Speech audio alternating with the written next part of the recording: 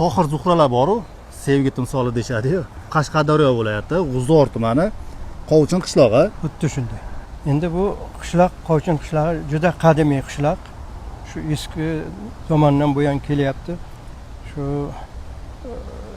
Chingizxon davrida ham bo'lgan, Amir Temur davrida ham shu qishloq bo'lgan.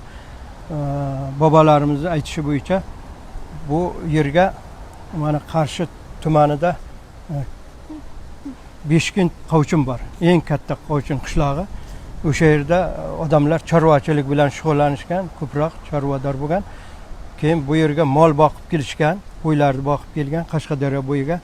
Qarasak bu yerda sharoit juda ham yaxshi. Sug'orishga Qashqadaryoda suv bor, atrofida to'qayzorlar, o'tloqlar nihoyatda ko'p bo'lgan. Mollarni boqishga juda qulay sharoit bo'lgan.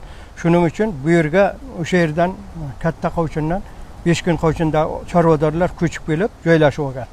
Mana yuqorida eski Qovchin qishlog'i yuqorida yashagan, Dun Qovchin deydi.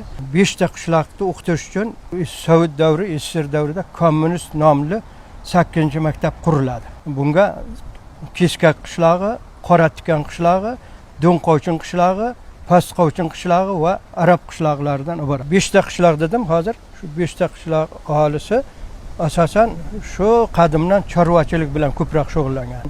Undan keyin dehqonchilik ham qilishgan, qovun, tarvuzlar ko'proq ekilgan suv borligi sababli.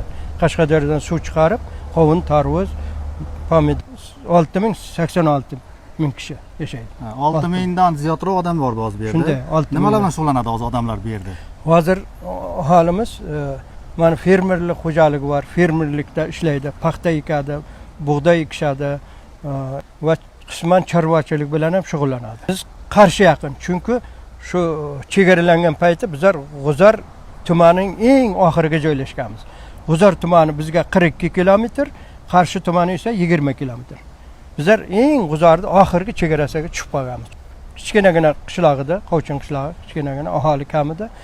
Uylar ham oddiygina uylar edi. Hozirgidek shifrli uylar yo'q edi. Loy suvoq bilan, somon suvoq bilan suvalaydi. Bironta shifrli uy yo'q edi bizning davrimizda. Doim kuz kelsa, hamma loy xandaqqa kirib, loy qarib, tomini ustini suvib chiqadi. Yomg'ir paytlari tomchilar tomib qoladi uyning ichiga. Yashash sharoiti qiyin edi. Hozirgidek emas. G'uzorga borish uchun ba'zan piyoda borib kelaydik. Piyoda qaytaydik. 4 soat, 5 soatlab yuraydik. Undan ham ko'p yurganmiz. Chunki mashina kam edi. Demak, mana shunday qishloqlarni ko'rishlik uchun Nurlilarga obuna bo'linglar, like bosinglar, hamda qaysi qishloqdansiz izohda yozib qo'ying.